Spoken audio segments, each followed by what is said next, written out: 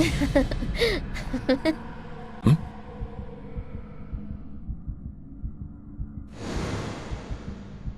Here! Over here!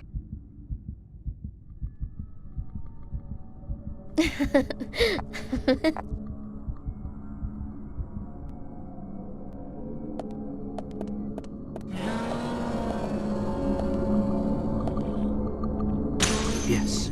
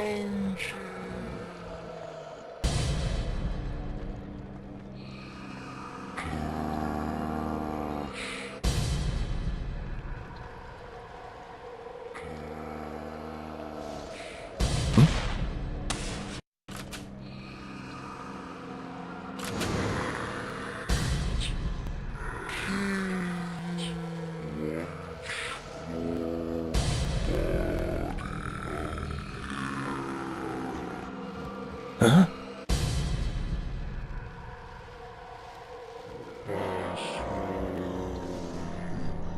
Bullseye.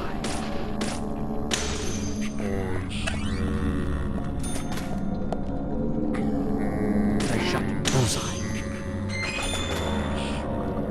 Yes.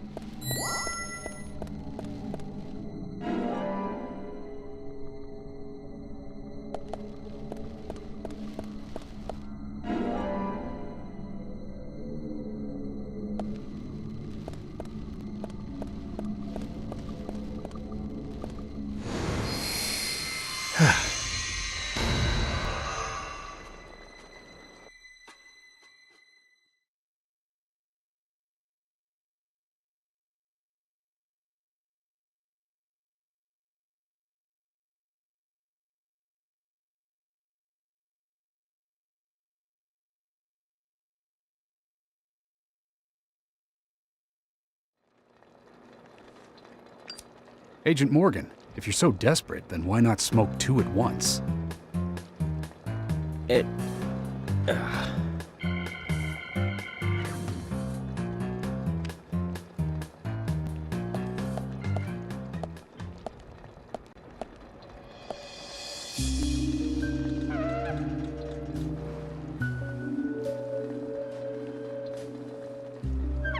Who's that old man? That's Harry. Harry Stewart. One of the bigger problems around here. His father started up the lumber trade and founded this town. But he's a weird one, as I'm sure you can see. Always dressed like that, never speaking to the townsfolk. And just FYI, he owns almost the entire town. Not that that makes any difference. So long as I'm around, he won't be getting away with any funny business.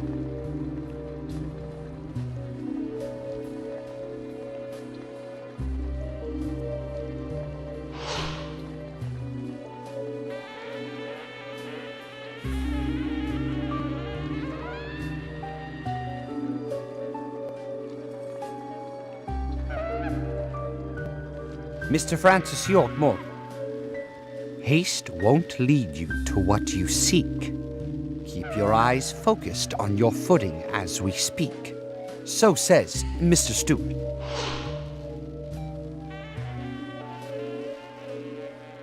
Nice to meet you, too. How did you know my name?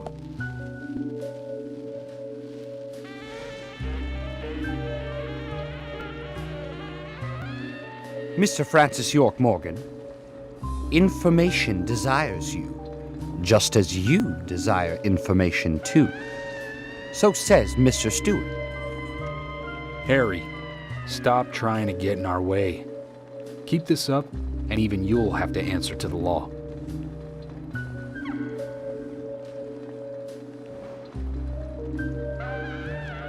Mr. Francis York Morgan, with each rain our town goes mad. To our disdain, unpreventable. So sad. So says Mr. Stewart. Thanks for the warning. Then we shall depart, Mr. Francis York Morgan.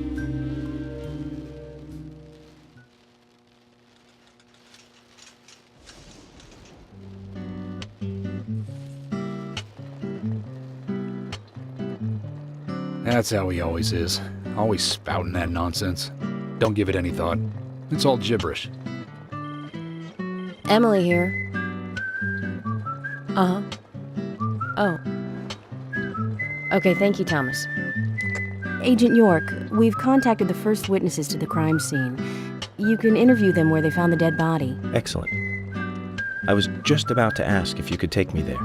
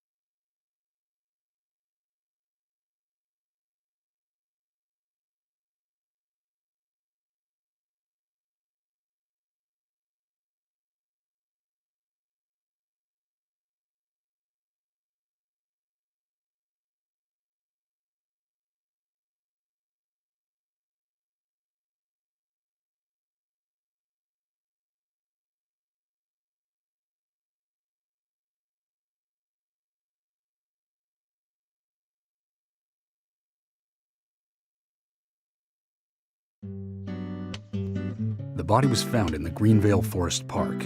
That's west from here, and too far to walk. A forest park? It's the pride of the town. It has a beautiful trail leading to a viewing site over Velvet Falls. That does sound fantastic. Show me the sights. That may have to wait. We promised to be there by 1800 to interview the first witnesses to the crime scene.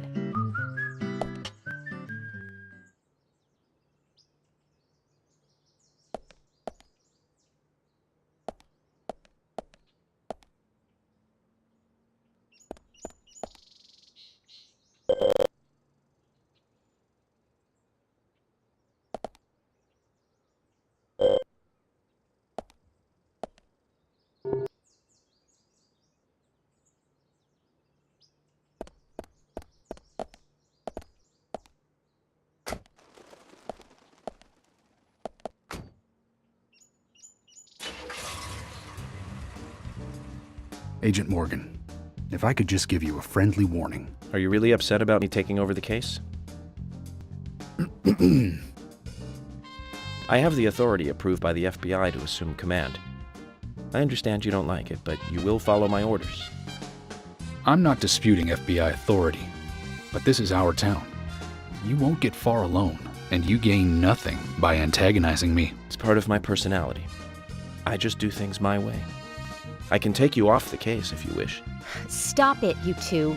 We need to solve this case, not bicker among ourselves.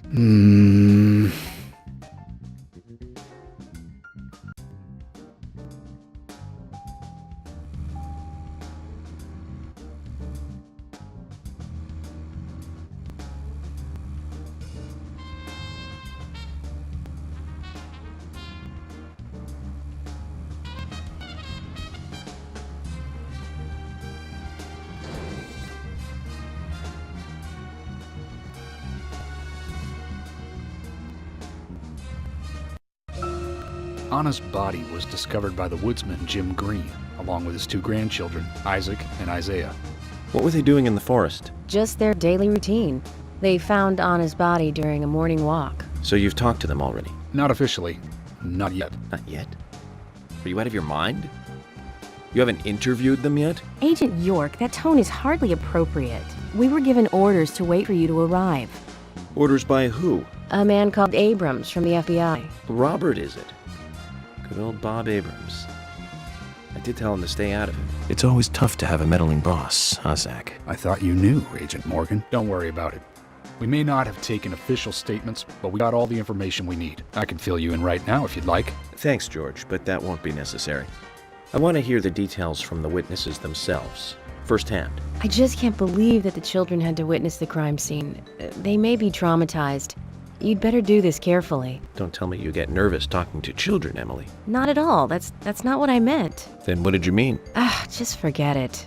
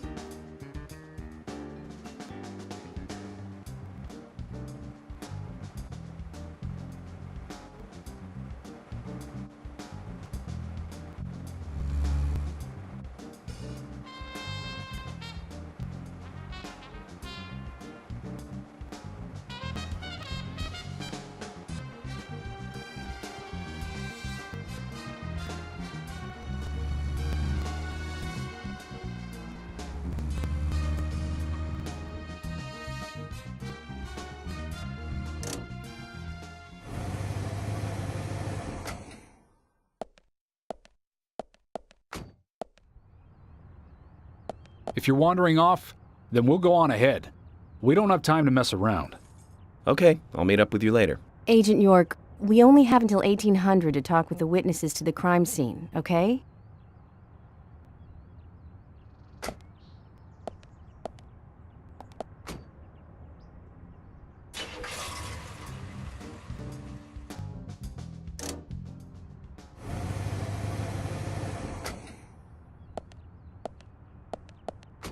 Zach, is there something here that you want to check out? Well, just do as you please.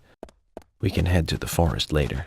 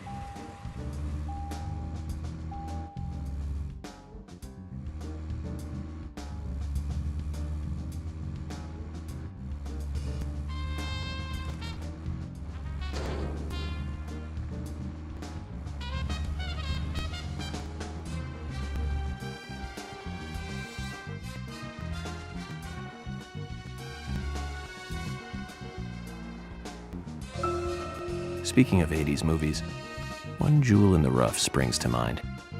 Deadly Spawn. Do you remember that one, Zach? Back in '83, directed by Douglas McCown. Right, it was filmed pretty cheap, but still it was pretty good. The monster design with the mouth crammed full of teeth, I loved it. So many delicious B-movie cliches. Did you know that they made a sequel? But I never got to see the sequel.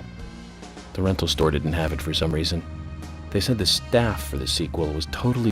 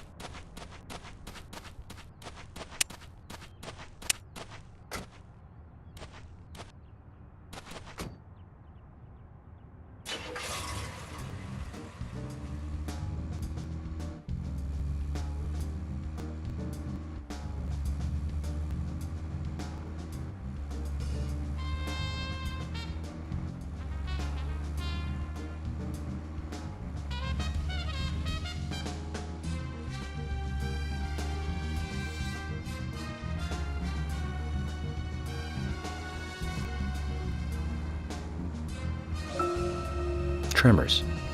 I think Fred Ward was in it. You say Fred Ward, and I say Remo Williams, The Adventure Begins.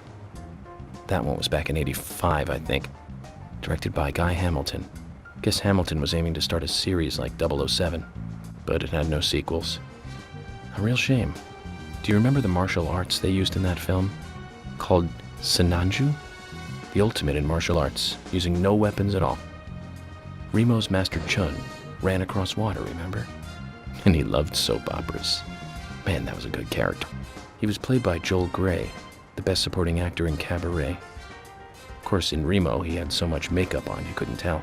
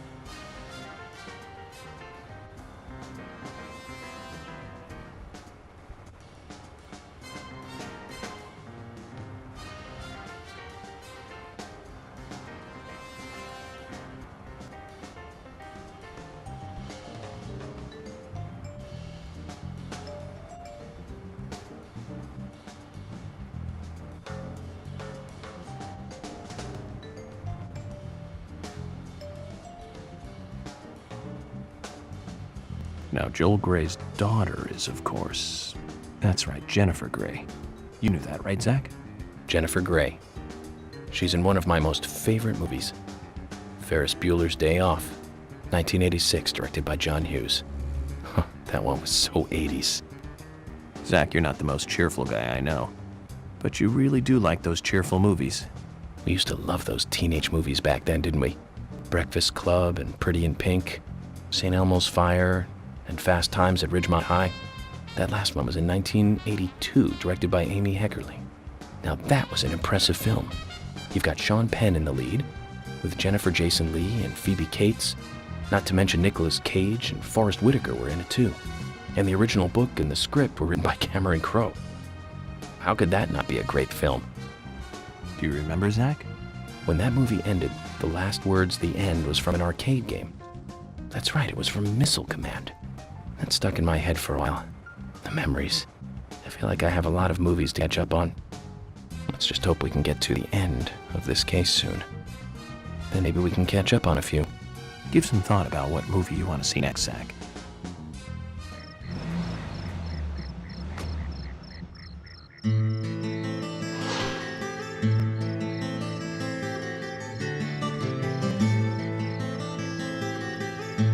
What are you playing at?